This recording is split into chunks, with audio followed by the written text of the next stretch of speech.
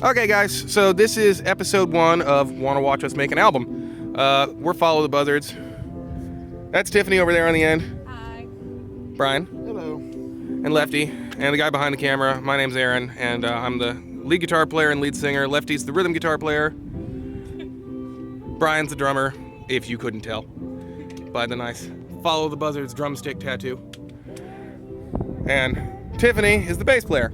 So, a big part of our recording process actually takes place outside of any studio or any place that we're familiar with usually, road testing the songs. We're gonna switch around. So a big part of the process is road testing the songs, which is what we're doing here today. We're at the Endless Memories Car Show at the Bears Den Resort in Grove, Oklahoma. It's sunny and bright, and we're kind of on a death trap of a trailer thing. I don't know how much of that you can see in the background. But we're gonna go through and talk to you guys a little bit about your gear. We got some questions about some of that last time, and everybody will go through and tell you about that stuff. And then we will, you'll get some footage of some of the new songs live, and then we'll do a Q&A later. So, anyways, we're gonna rush cut this to talking about Lefty's gear.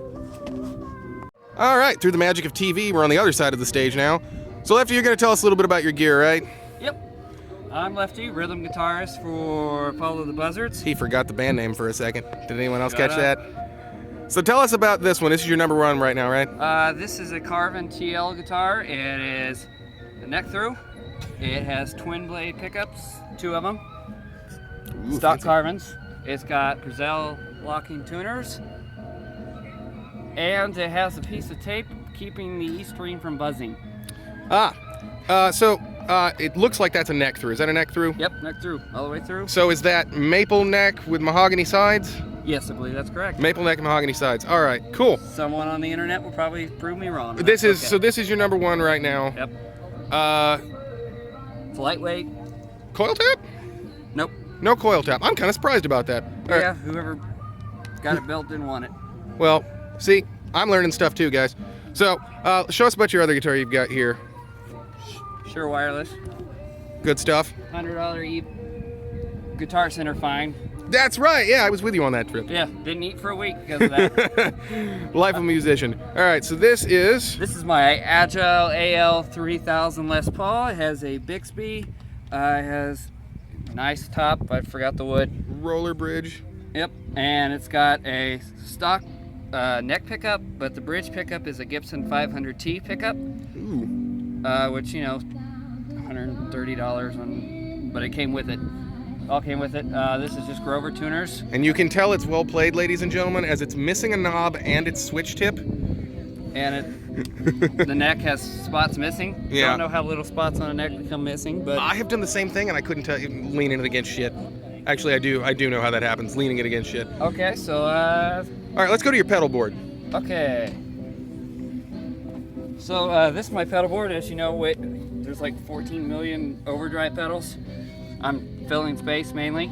There's the B9 organ pedal. I use it on a few of our songs and still trying to learn how to use it. The compressor should be here and the B9 should be here. I never remember to do that. Here's PB&J delay. That was actually a gift from him. I use it on a few songs. I usually keep it on a short delay, and that's what I use it for.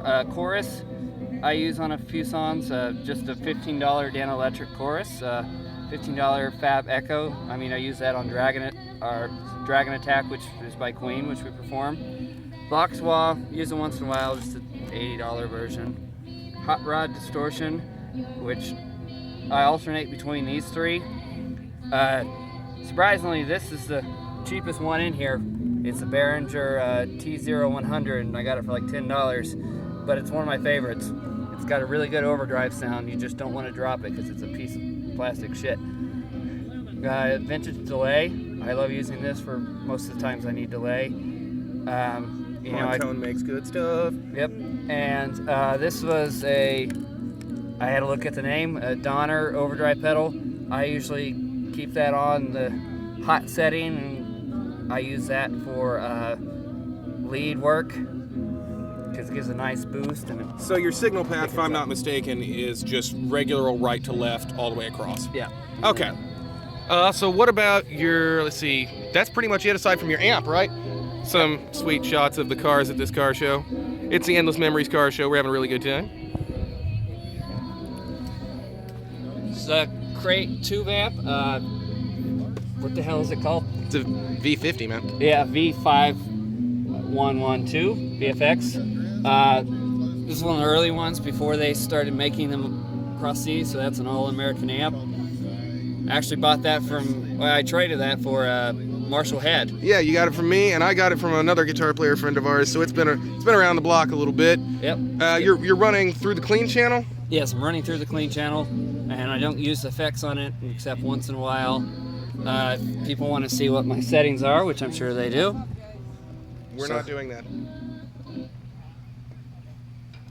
So that they're settings on clean channel. You would have chrome-topped knobs. All right. Well, I think that's Lefty taken care of. So next we'll talk to Tiffany through the magic of TV.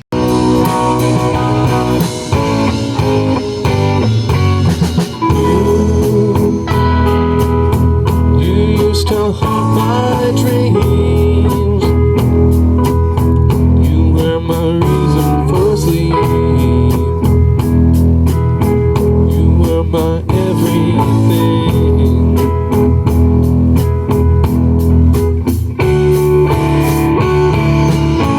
You were about what you become.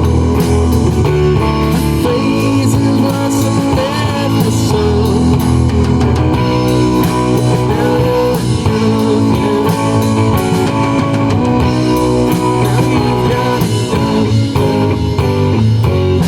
We're here with Tiffany, who's sufficiently sunburnt because she forgot to put on sunscreen and wore a black shirt in the middle of an Oklahoma summer.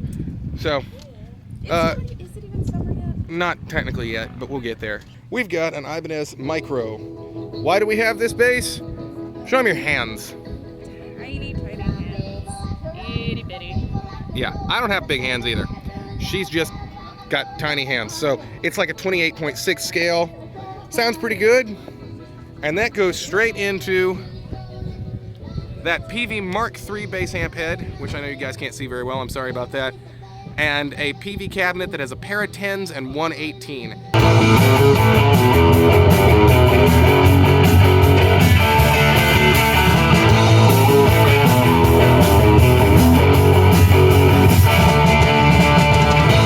told since the day I was born, boy, you're bad luck. Spent the rest of my whole life looking down the kitchen rug. That's why I want to stay. And never, that's why I want to stay. And never, that's why I want to stay. And never, we'll see who's way out of here. To begin with, it started as a basic 5-piece Mapex Pro M Series drum set, Right? and it's added a bunch of hodgepodge pieces of stuff that sound good. I don't care what brand it is, as long as it sounds good, I'll play it. So we've got a pair of Sound Precision toms here that are standing in for a couple of pearls that you're staining. Right now. Staining, yeah. And tell me about that custom painted kick drum you've got there. Oh, I mean the four-timer? Yeah, sorry. 16-inch, started out as a sonar, I think. But didn't like the wrap, took the wrap off, put some custom graphics on it, shut a coat clear over it. I'll make sure we get a picture of the other side of that to put over this video here. So that's pretty much, oh, and your custom drum throne, you gotta tell them about that. Oh yeah, Matco tools. Tall people, comes in handy. How tall are you, Brian? 6'2". Yeah, and he's terrifying. So anyway, we'll cut, one of the guys will hold the camera now and I'll go over my stuff and then we'll get some live shots of the new songs. So thank you guys. I'm gonna get some food now.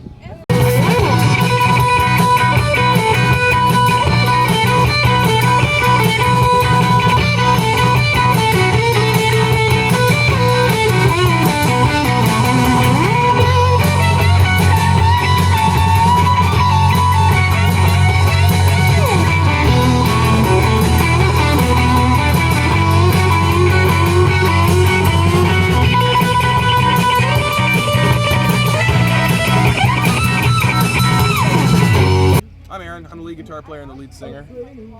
This is my #1 presently live, and I have a feeling starting on this new album it's going to be probably #1 in the studio as well. It's a Carvin DC-150 from the first year they made the stereos with a set neck. It's from 1979. It's got coil tap for the bridge, coil tap for the neck, and in and out of phase sound, so you can get the Peter Green kind of thing. Normally, the only thing I split is the neck for some of our songs. I don't really mess with much else live, just because I don't want to be switching and trying to sing. It's solid maple, two-piece maple body, maple neck and fretboard, and you would think it would be heavy, but this is easily as light as an SG, probably a little bit lighter actually. It's got the nice 70s volute on there to keep the headstock from snapping off, which is always a plus. And Carvin M2 pickups, which are the originals that came on it. They sound a lot like a Super Distortion. I'm a big fan of those. I'm actually going to look and getting a couple other sets for some more guitars that I have. So this is my number one live, and I think it's probably going to end up being my number one in the studio. It's got Spurzell tuners, just like Lefty's Carvin there does. Lefty's the one that turned me on to these things. Could not be happier. And then last time, I've got a few questions about my number two. This was my number one live until I got the Carvin there. This is a guitar of unknown origin. It's marked as a Super 3. If anybody can find any information on this thing and let me know, that would be awesome. It's got no-name Chinese tuners on it. I've sanded the neck down a little bit just to take some of the gunk off the back. It's got Earl Slick Relict custom Alnico 5 P90s. They make two versions. These are the Alnico 5s, not the Alnico 2s. Hofner style trim on the back, which was not factory, as you can see here by the holes that have been punched in the back. Judging by like the knot hole and the kind of mess ups in the binding, I don't know if this was a factory second or what. I found it in a pawn shop for $100 and put $60 worth of parts into it, and it's one of my favorite guitars. A lot of the electronics really need to be replaced. This volume knob works this pickup, this tone knob works this pickup, this volume knob works this pickup, and this tone knob just doesn't work. The switch is wired backwards, so that's bridge, that's middle, that's neck. And the bridge rocks when you use the tremolo, so I should probably get a roller bridge to put on it, but I've never got around to it. And my slick strap that I got with the pickups. It's maple body, maple neck, rosewood board, really wide and thin. I'm a big fan of it, but as you can see, that neck joint is not very long, so I'm always kind of worried that one of these days it's going to take a header and break, because it's just barely in there. But anyways, effects unit here is a Fender Mustang floor. I have 6 different sets of patches that I use stomp box style, so I can turn on individual delays, things like that I use throughout the set. In the insert, I've got an EP booster that kicks my gain up for solos. And then my overdrive comes from the TC Electronic Dark Matter Distortion. That goes into a PV Classic 30 that I run pretty standard. Actually, my EQ is totally flat right now with some reverb. And we're using, for both the guitar cabs, we're using Blue 100 microphones. So that's the gear.